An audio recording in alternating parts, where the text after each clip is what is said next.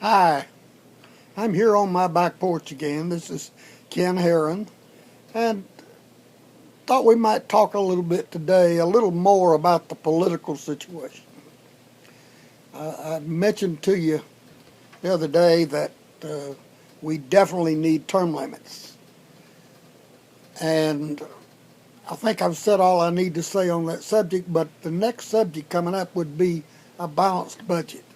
We're in the process of breaking our country and losing our country over the debt that we're creating. Now, we can't, in one term or in one 4 year period, you cannot balance the budget. There's too much uh, money already promised in excess of what's coming in is already promised if we shut down the government and didn't spend a dime.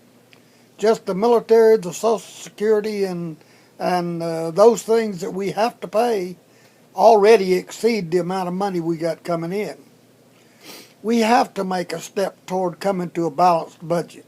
We might have to allow ourselves 8 years or something or more before we get there, but we ought to be reducing the budget by 10% a year at least or more. The best way to balance the budget is to increase the amount of money coming in. If we freeze the spending and then reduce it and we pump our economy up a little bit, we can get more money in without raising taxes. It's like the grocery store that normally turns their inventory 4 times a year.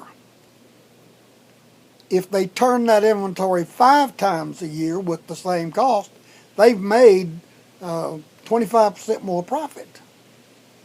And our federal government works the same way. Our gross national product is the amount of money that turns in our country. If we increase that by 20%, we will increase our taxes by 20%. That's the way it works. So we can increase our income by having a better economy, having more people working, uh, and but we need to institute an amendment or put an amendment on our Constitution that requires that. Each one of the states must balance their budget. They have no way to print money or to get anything extra. They must balance their budget. Uh, some of them are not right this minute, and they're getting ready to go into bankruptcy. And the federal government will have to bail them out. But they have no normal way to operate at a deficit. Our federal government is generating debt at such a high rate, it is unbelievable. You cannot imagine, I can't even imagine what $1 trillion is.